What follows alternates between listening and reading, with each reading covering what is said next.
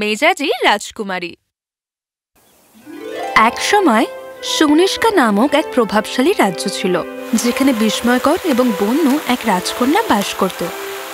তার নাম ছিল পায়রা। আশা ও আকাঙ্ক্ষায় জন্মগ্রহণকারী একটি শিশু, তবুও নিজের কাছে একটি প্যারাডক্স।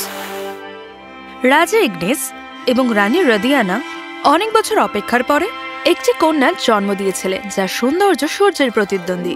তবু তার সৌন্দর্যের সাথে একটি জ্বলন্ত মেজাজ এসেছিল, যা গ্রীষ্মের উত্তাপের চেয়েও বেশি উত্তপ্ত ছিল।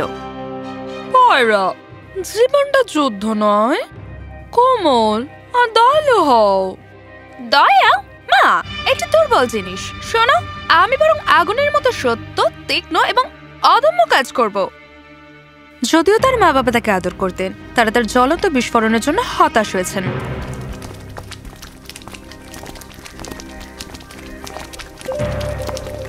এইটা কি?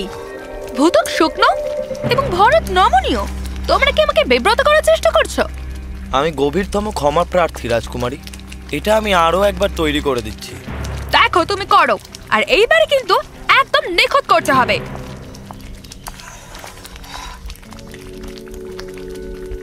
সুনিষ্কা রাজ্যটি সমৃদ্ধ হয়েছে।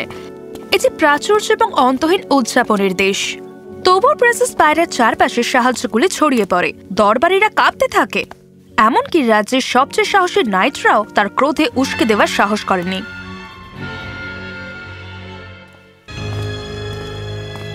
ওই গোলাপগুলো কিন্তু আমার একটুও ভালো লাগছে না। আমি ক্রিমসন চেয়েছিলাম, বারগন্ডি নয়। রাজকুমারী, আমি গভীরতম ক্ষমা প্রার্থী। আমি কোনো অজুহাত চাই না, এক্ষুনি ঠিক করো। মহৎ বিষয় থেকে ক্ষুদ্রতম বিবরণ পর্যন্ত কিছুই রাজকুমারী পায়রার তদন্ত বা তার ক্রোধ থেকে রক্ষা পায়নি। এইটা কি? সেন্টার টেবিল সাজানোকে এতটাই সহজ মনে করছেন? আমাকে ক্ষমা করে দিন রাজকুমারী, আমি এটা এক্ষুনি ঠিক করে দিচ্ছি। না, আবার শুরু করো, সব নতুন করে করো। এরকম অযত্নের মাঝে আমার অনুষ্ঠান সম্পূর্ণ হবে না।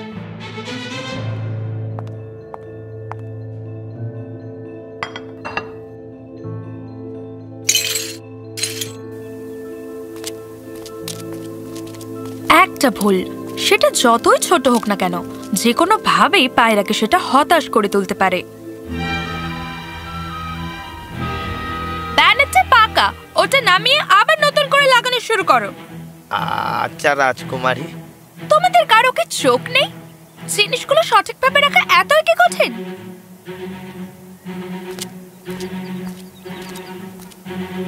তার নিখুঁত মান এবং দ্রুত মেজাজ তার অনেক কাছের বন্ধুদেরও অনেক কষ্ট দিত।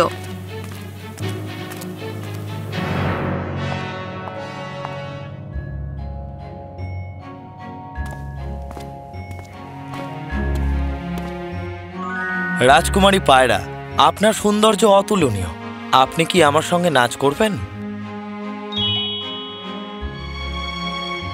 এই রাজ্যটি আপনার মতন দীপ্তিময় রত্ন পেয়ে ধন্য। রত্ন? আমি কি দূর থেকে প্রশংসিত হওয়ার মতো অলংকার? না রাজকুমারী, আমি আপনাকে অপমান। এর পরের বার থেকে শব্দগুলো সঠিক করার চেষ্টা করবেন।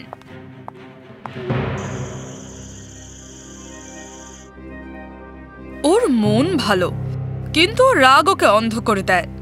রাজ্যের উন্নতি তো হয়েছে, কিন্তু তার কাছের মানুষেরা ভয়ে বাস করে। কিভাবে সে এত রাগ নিয়ে নেতৃত্ব দেবে? তাদের মেয়ের একটি সুন্দর ভবিষ্যৎ সুরক্ষিত করার জন্য রাজা ইগনিস এবং রানী রদিয়ানা সারা দেশ থেকে আসা সুটারদের আমন্ত্রণ জানিয়ে একটি উৎসবের আয়োজন করেছিলেন। রাজকুমারী এবং অভিজাতরা দূর দূরান্ত থেকে এসেছিলেন, যারা রাজকুমারীর মন জয় করতে আগ্রহী ছিল। রাজকুমারী পায়রা, আপনার গাউনটি ঠিক ভোরের সূর্যের মতনই উজ্জ্বল। আপনি কি আমার বাকিদের তুলনা করার পরামর্শ দিচ্ছেন? আপনি কি আমার সাথে বাগানে হাঁটতে যাবেন রাজকুমারী? হাঁটবো? আপনি কি মনে করছেন আমার আর কোনো কাজ নেই? আমি ইতিমধ্যে 10,000 স্টেপ পার করে ফেলেছি। আপনাকে অনেক ধন্যবাদ।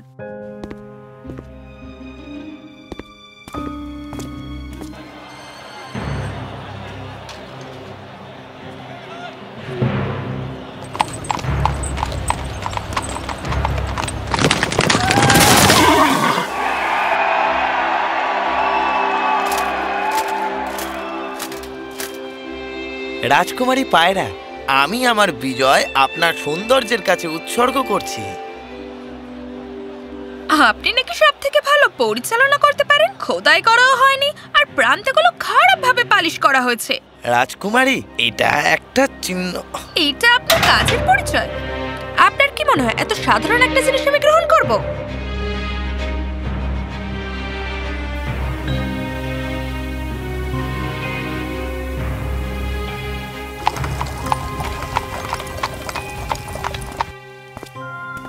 মহারাজ, সম্ভবত রাজকুমারী পায়রার জন্য বিয়েই একমাত্র পথ নয়। তাকে তার কর্তব্য, তার বৃদ্ধিতে ফোকাস করতে দিন।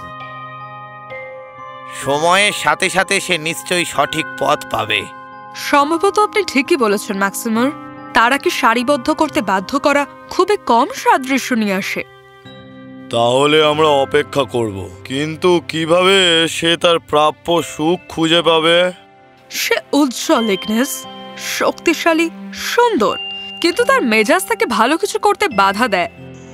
রাজকীয় দম্পতি কেবল তার মেয়ের ভবিষ্যতের জন্যই নয়, তার হৃদয়ের জন্যও ভয় পেয়েছিলেন, যা প্রেমের অজান্তেই জ্বলে উঠবে বলে মনে হয়েছিল। সোনিস্কার দুর্ভাগ্যজনক স্যুটের উৎসবের কয়েক মাস পরে রিভারবেল থেকে একটি আমন্ত্রণ এসেছিল, একটি শান্ত রাজ্য যা শান্ত এবং জ্ঞানী রাজা আল্টার দ্বারা শাসিত ছিল। এটা একটা সুযোগ হতে পারে, ইগনেস। পায়রাকে পাঠাই, সম্ভবত সে রাজা আল্টারের প্রজ্ঞা এবং অনুগ্রহ থেকে কিছু শিখতে পারে।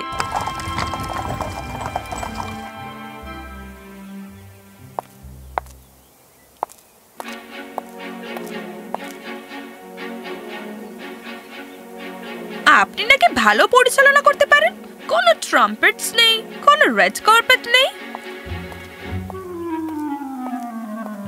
পায়রার আসার মুহূর্ত থেকে তার জ্বলন্ত উপস্থিতি শান্ত দুর্গকে অস্থির করে তুলেছিল।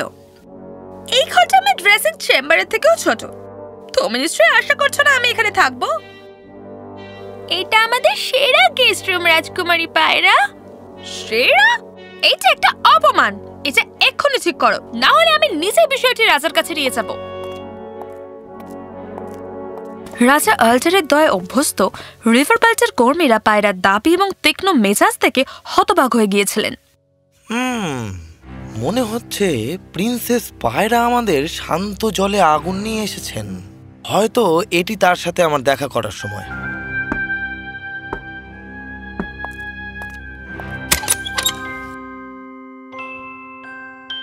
রাজকুমারী পায়রা, আমি শুনেছি আপনি কিছু একটা নিয়ে চিন্তা করছেন। আমি কি আপনার সাথে চা খেতে পারি? চা? আমার সাথে? অবশ্যই, আমি আপনার দৃষ্টিভঙ্গিকে সম্মান জানাই। কিং আল্টারের শান্ত আচরণ পায়রাকে নিরস্ত্র করে এবং প্রথমবারের মতো সে তার মেজাজ প্রকাশ করার আগে ইতস্তত বোধ করল।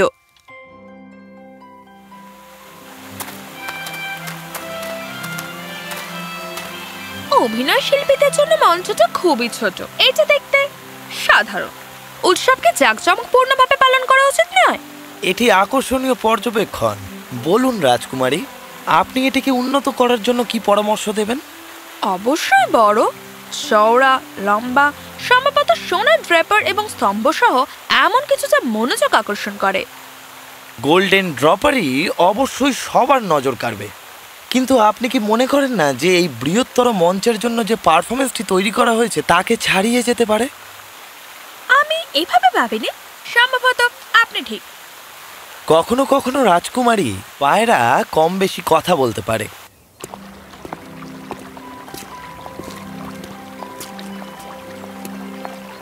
আপনার বাগানটা মনোরম, কিন্তু তাদের মধ্যে সুনিষ্কার মহিমার অভাব নেই।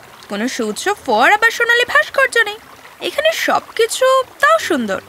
স্থিরতা প্রায়শই ভুল বোঝা যায়। অনেকে এটিকে দুর্বল বা অসাধারণ মনে করে, কিন্তু একটি স্থিরতার মধ্যেই আমরা খুঁজে পাই ভারসাম্য।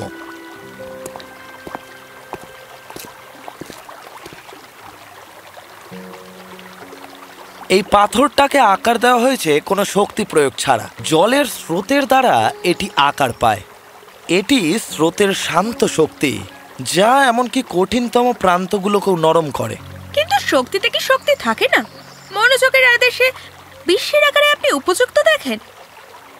ক্ষমতার জায়গা আছে রাজকুমারী, কিন্তু কখন সেটাকে জাগাতে হবে এবং কখন তাকে বিশ্রাম দিতে হবে তা জানা দরকার। ব্যালেন্স।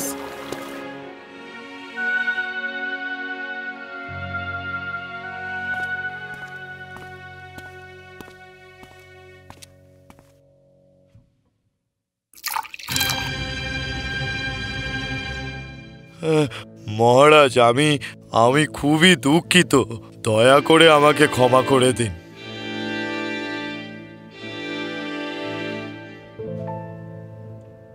কোনো ক্ষতি হয়নি, এসব ঘটনা তো ঘটে। গভীর নিঃশ্বাস নাও, এটা তো শুধু স্যুপ। এইটা শুধু স্যুপ।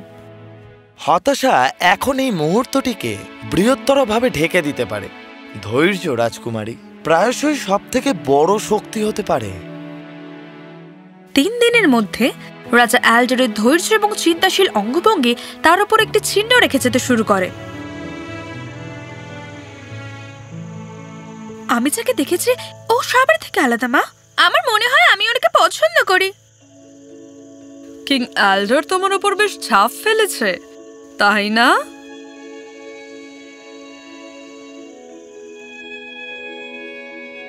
অ্যান্ডার যদি পায়রাতে এমন প্রশংসার জন্ম দেয়, সম্ভবত আরো অনেক কিছু অন্বেষণ করার আছে। রিভার ব্যান্ডের সাথে একটি জোট আমাদের উভয় রাজ্যকে শক্তিশালী করবে। তাহলে বিয়ের প্রস্তাব?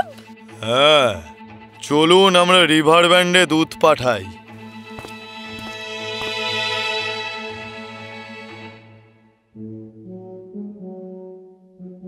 দয়া করে রাজা ইগনিস এবং রানী রাদিয়ানাকে আমার কৃতজ্ঞতা জানিও।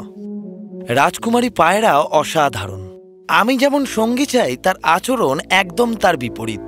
আমি প্রত্যাখ্যান করছি। যখন সে অ্যালডারের কথাগুলো পড়ছে, প্রথমবারের মতো প্রিন্সেস পায়রা একটা প্রত্যাখ্যানের মুখোমুখি হয়েছিল যা সে বরদাস্ত করতে পারেনি। তিনি আমাকে প্রত্যাখ্যান করেছে। হতবাক এবং নম্র হয়ে পায়রা তার কাজগুলোকে একটা নতুন আলোতে দেখতে শুরু করে। আমি কি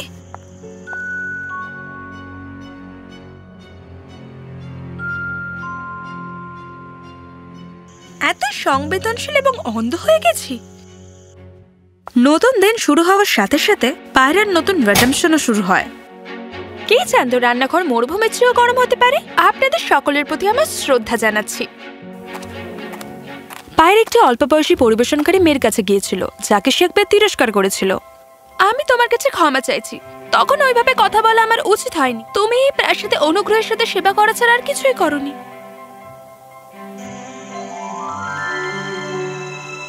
আমি সবার প্রতি অন্যায় করেছি। আমার রাগ ভুল ছিল।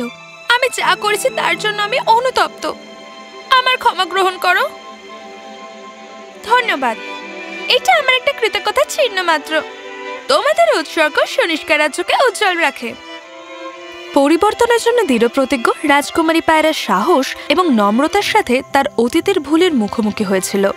তার উদারতা ভয়কে প্রতিস্থাপন করতে শুরু করলো এবং সময়ের সাথে সাথে প্রশংসা বিরক্তি প্রতিস্থাপন করলো। পায়রার রূপান্তরের শব্দ দূর দূরান্তে ছড়িয়ে পড়েছে, এমনকি রিভার বেল্টের নির্মল হলগুলিতেও পৌঁছেছে।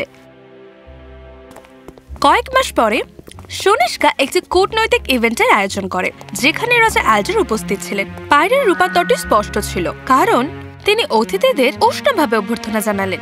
রাষ্ট্রদূত হেলিয়ন, সনিষ্কায় স্বাগত। আপনার উপস্থিতিতে আমরা সম্মানিত। আশা করি আপনার ভ্রমণ আনন্দদায়ক ছিল। সত্যি রাজকুমারী, সুনিষ্কার আতিথেয়তা তুলনাহীন। সনিষ্কায় স্বাগত। আপনি এখানে বন্ধুদের মধ্যে আছেন, বাকি আর কিছুর প্রয়োজন নেই। ধন্যবাদ রাজকুমারী, এখানে থাকতে পেরে গর্ববোধ করছি। রাজকুমারী, ভোজ সবার ডেজার্ট নষ্ট হয়ে গেছে। রান্নাঘরে একটি দুর্ঘটনার কারণে ডেজার্ট ট্রে নষ্ট হয়ে গেছে।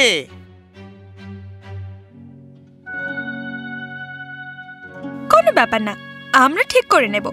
সহজ এবং মার্জিত কিছু তৈরি করতে বাগান থেকে তাজা ফল নিয়ে আসুন। যেখানে একসময় বিশৃঙ্খলা তৈরি হয়েছিল, সেখানে প্রিন্সেস পায়রার শান্ত উপস্থিতি এখন শৃঙ্খলা আর আত্মবিশ্বাস নিয়ে এসেছে। মহারাজ, আপনার মেয়ের উন্নতি অসাধারণ। সে তার আগুনকে করুণা আর শক্তি দিয়ে জ্বালিয়েছে। সুনিষ্কা গর্বিত হওয়া উচিত।